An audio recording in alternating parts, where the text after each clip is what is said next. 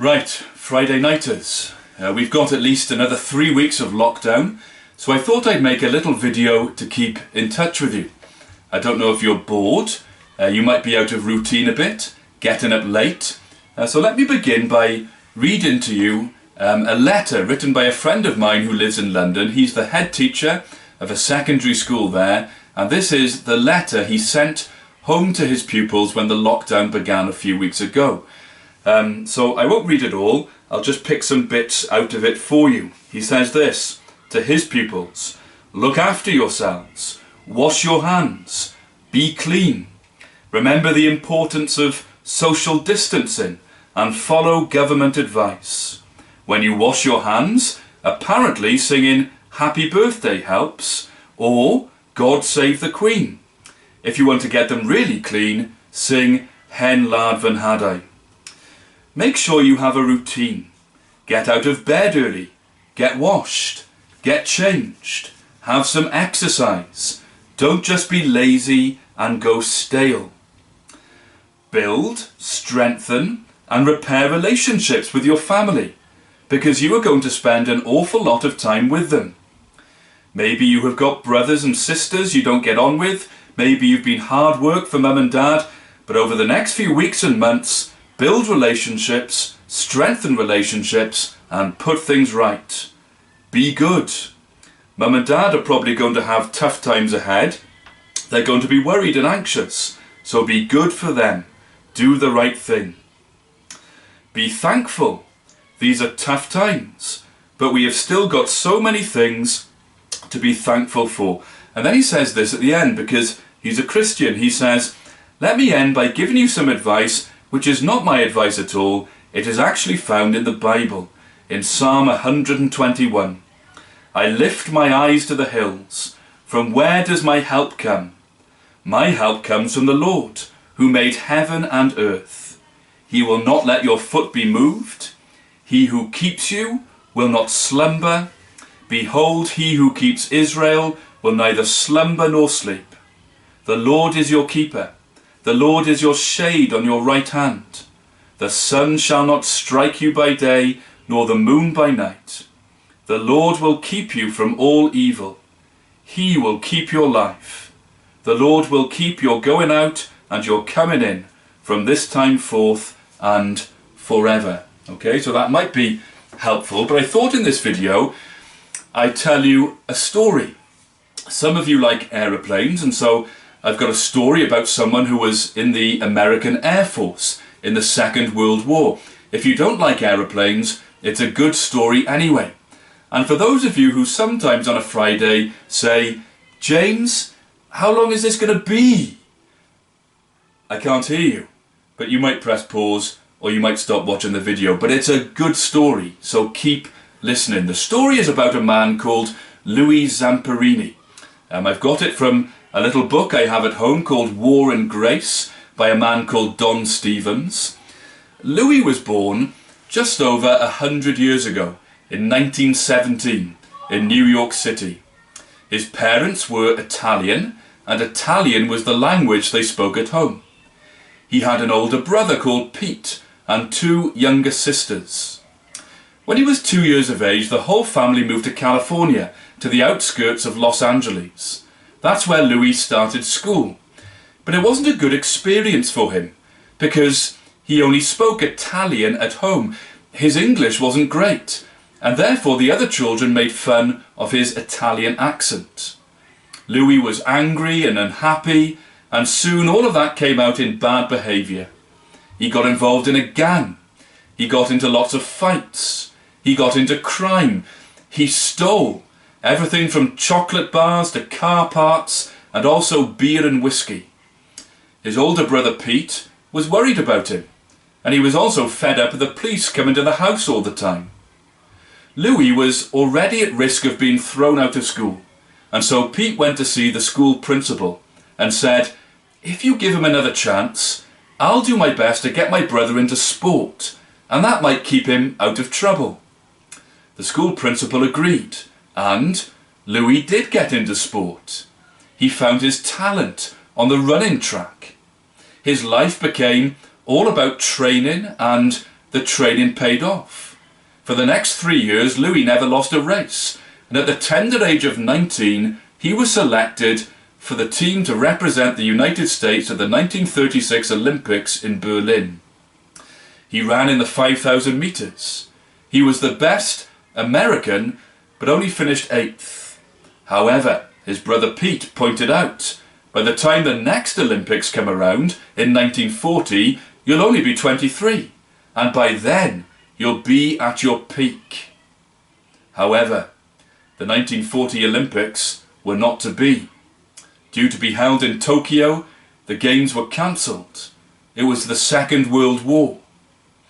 With his Olympic dream dashed, Louis Zamperini joined the US Army Air Force in 1941.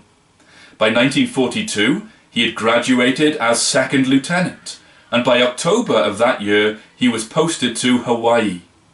He was a bombardier, that is, his job was to target the bombs that dropped from the aircraft. He was part of a unit of B-24 Liberator bombers. A picture of Superman was painted on their B-24. He flew many missions. Once, attacked by 9 Japanese Zero fighters, his unit were fortunate to make it home. He was awarded the Oak Leaf Cluster and the Air Medal for gallantry in action. In May 1943, he was sent on a mission to try and locate a B-25 medium bomber that had crashed into the sea, somewhere over the Pacific. When they arrived in the area of the crash plane, their number 1 engine stopped and wouldn't restart. The number 2 engine also stopped. The plane tipped over and crashed into the ocean. Of the 11 men on that plane, only 3 survived. Zamperini was one. 2 life rafts had been released and had inflated automatically. The airmen clambered in. None of the men were religious, but it seemed right to thank God. At night it was extremely cold, and during the day the heat was unbearable. They survived by killing albatrosses and catching fish. It was all eaten raw. On the 27th day they spotted a plane. The plane saw them, but it was a Japanese plane. It flew over and machine-gunned the men. Amazingly, they were unhurt. Feeling desperate, Zamperini prayed. He said, "Our Father in heaven, we are ignorant of your ways. We are here by no choice of our own and are completely helpless. Have mercy on us. Answer my prayers now, and I promise that if I get home, I'll seek you and serve you for the rest of my life." After 47 days, they were rescued by the Japanese and taken to a prisoner of war camp. Zamperini could barely crawl. Things were not much better in the prison than they had been on the raft. He was held as a prisoner of war for 2.5 years. There was great cruelty from the prison guards. There were persistent beatings, especially from one guard that all the prisoners feared. His nickname was the Bird. The Bird seemed to single Zamperini out and would often knock him to the ground with his steel belt buckle or his kendo stick, something similar to a baseball bat. Eventually the war ended and Zamperini was freed and able to return home. His parents in 1944 had received a letter telling them that their son was dead, and so there were huge celebrations when he returned home, very much alive.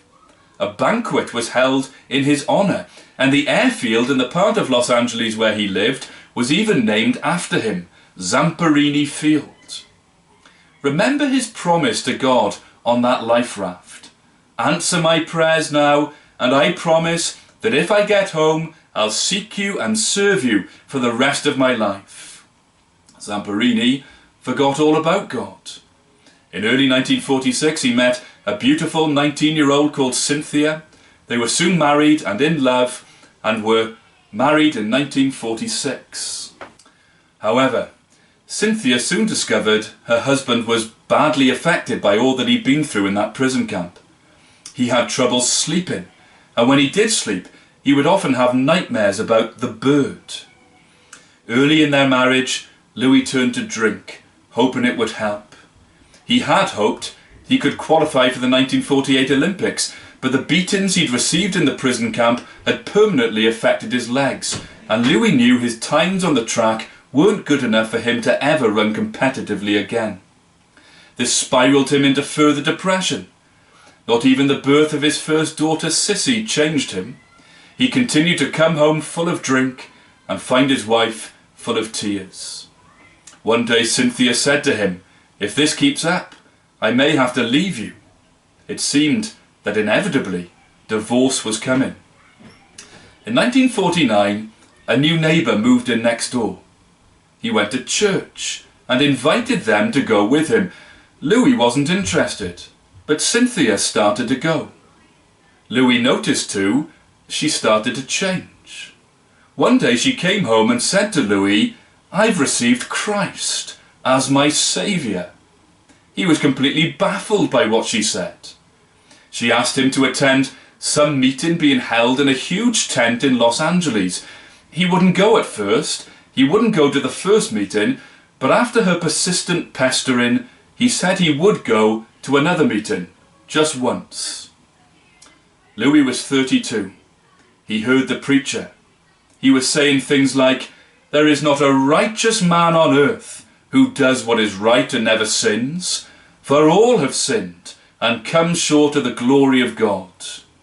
Louis didn't like it at all. He'd done good things. He had his medals. He was a war hero. The preacher went on, "God saves us not because of righteous things we have done, but because of his mercy."